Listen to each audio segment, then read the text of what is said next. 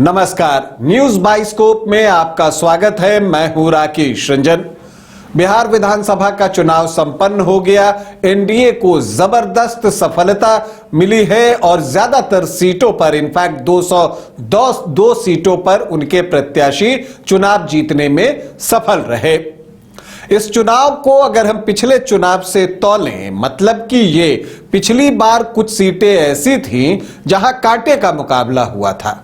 जैसे उसमें से एक सीट आप हिलसा की बात कर लीजिए, जहां हार जीत का मार्जिन सिर्फ 12 वोट था। तो जो ऐसी सीटें थी 2020 की जहां पर हार जीत का मार्जिन 1000 से कम वोटों का था, उन सीटों का हाल 2025 में क्या हुआ? क्या परिणाम बदल गए या परिणाम वही रहे? क्या फिर करीबी फाइट हुआ या इस बार एक तरफा जीत हासिल करने में प्रत्याशी सफल रहे जो पिछली बार भी लीड कर रहे थे? इन्हीं सब विषयों पर आज आपसे चर्चा कर रहा हूं। देखिए, अगर हम इन चीजों की चर्चा करें तो हिलसा से हमने शुरुआत की है, तो पहली सीट हम हिलसा की ही बात कर लेते हैं। पिछली बार 2020 में कृष्ण मुरारी शरण जो जेडीयू के प्रत्याशी थे, उन्होंने शक्ति सिंह यादव को जो है सिर्फ 12 वोटों से पराजित किया था। लेकिन इस बार क्या हुआ? क्या परिणाम पलट गया? नहीं, परिणाम नहीं पलटा। इस बार फिर से कृष्ण मुरारी शरण ने जो है वो बड़ी जीत हासिल की है। पिछली बार सिर्फ 12 वोट से जीते थे और इस बार उन्होंने मार्जिन जो है वो 16,000 से ज्यादा वोटों का कर लिया। वो 16,012 वोटों से चुनाव जीतने में सफल रहे। मतलब 12 यहां भी लगा हुआ है, 16,012 पिछली बार सिर्फ 12 वोट से चुनाव जीते थे। अब अगर हम बात करें, एक और सीट है, बरबीघा की सीट है। बरबीघा में पिछली बार जेडीयू के सुदर्शन कुमार जो हैं वो सिर्फ 113 वोटों से चुनाव जीतने में सफल रहे थे। जेडीयू ने इस बार उनका टिकट काट दिया था, तो वो निर्दलीय चुनावी मैदान में उतर गए। तो क्या उन्हें जीत मिली? जी ना, उन्हें जीत नहीं मिली, वो पिछड़ गए।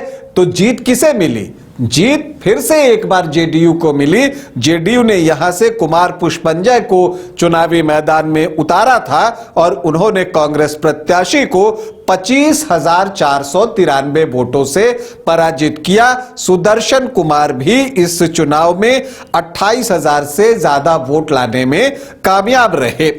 इसके बाद अगर आप देखें मटिहानी सीट की अगर हम चर्चा करें, पिछली बार राजकुमार सिंह एलजेपी के टिकट पर चुनाव लड़ रहे थे। उन्होंने जेडीयू के बोगो सिंह को 333 वोटों से पराजित किया था। तो इस बार क्या हुआ? तो देखिए, इस बार बाजी पलट गई। मतलब बोगो सिंह जीत गए और राजकुमार सिंह हार गए। फर्क क्या हुआ? बोगो सिंह पिछले बार जेडीयू के प्रत्याशी थे, इस बार वो आरजेडी के प्रत्याशी थे। और राजकुमार सिंह पिछली बार एलजेपी के प्रत्याशी थे, इस बार जेडीयू के प्रत्याशी थे। और यहां पर बोगो सिंह ने 5,290 वोटों से जीत हासिल की है।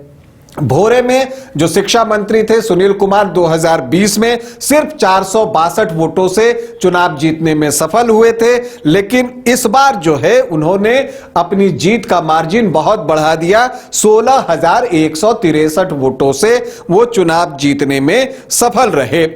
बछवाड़ा की सीट थी जहां पर मंत्री सुरेंद्र मेहता 2020 में एक ट्रायंगुलर फाइट में सिर्फ 484 वोटों से चुनाव जीतने में सफल रहे थे। इस बार भी वो उसी ट्रायंगुलर फाइट में थे और सामने वही दो प्रतिद्वंद्वी भी थे। लेकिन इसके बाद भी उन्होंने अपनी जीत का मार्जिन बढ़ा लिया और इस बार सुरेंद्र मेहता 15,841 वोटों से चुनाव जीतने में सफल रहे।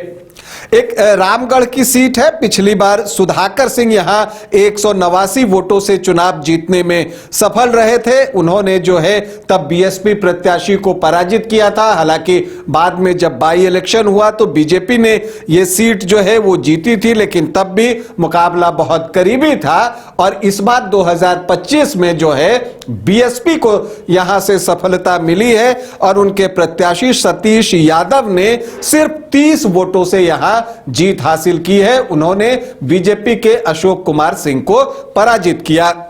इसके अलावा अगर आप देखें तो यहां पर डेहरी की सीट की हम बात करें, पिछली बार यहां से फतेह बहादुर आरजेडी के प्रत्याशी 464 वोटों से जीते थे, लेकिन इस बार उनका टिकट कटा और इस बार बीजेपी ने ये सीट एलजेपीआर को दी और एलजेपीआर के राजीव रंजन सिंह ने आरजेडी के गुड्डू चंद्रवंशी को 35,968 वोटों से पराजित किया। हालांकि यहां पर जो डेहरी के से जो विधायक थे फतेह बहादुर, वो भी चुनाव लड़ रहे थे, लेकिन उनका प्रदर्शन अच्छा नहीं रहा। इसके अलावा अगर आप परबत्ता सीट की बात करें तो यहां से डॉक्टर संजीव जेडीयू प्रत्याशी के रूप में पिछली बार 951 वोटों से चुनाव जीतने में सफल रहे थे। उन्होंने आरजेडी के दिगंबर प्रसाद तिवारी को पराजित किया था। इस बार डॉक्टर संजीव जो है वो आरजेडी के टिकट पर चुनाव लड़ रहे थे और ये सीट एलजेपीआर को दी गई थी और एलजेपीआर ने बाबूलाल शौर्य को टिकट दिया था और बाबूलाल शौर्य ने डॉक्टर संजीव को बिल्कुल एक तरफे मुकाबले में पराजित किया 34,039 वोटों से। इसके अलावा आप देखिए पिछली बार अगर कुरहनी सीट की बात करें तो वहां पर अनिल सहनी चुनाव जीतने में सफल हुए थे। उन्होंने केदार गुप्ता को 712 वोटों से पराजित किया था। फिर बाई इलेक्शन में केदार गुप्ता ने जीत हासिल की, लेकिन इस बार जब चुनाव हुआ 2025 में तो केदार गुप्ता ने एक बार फिर से जीत हासिल की, लेकिन मार्जिन उन्होंने बढ़ा लिया। उन्होंने सुनील कुमार सुमन को 9,718 वोटों से पराजित किया है। इसके अलावा एक बखरी की सीट थी, पिछली बार यहां पर जो है सूर्यकांत पासवान जो है वो चुनाव जीतने में सफल हुए थे, लेफ्ट के प्रत्याशी। उन्होंने बीजेपी के रमेश पासवान को 777 वोटों से पराजित किया था, लेकिन इस बार ये सीट एलजेपीआर को गई और एलजेपीआर के संजय कुमार ने सूर्यकांत पासवान को बिल्कुल एक तरफे मुकाबले में 17,318 वोटों से पराजित किया था। है मतलब तो जो जिन सीटों पर पिछली बार 2020 में 1,000 से कम मार्जिन से हार जीत हुई थी, इस बार उन सीटों पर क्या हुआ वो मैंने आपको बताया, उन सीटों का हाल बताया। अभी के लिए इतना ही, इजाजत दें, नमस्कार।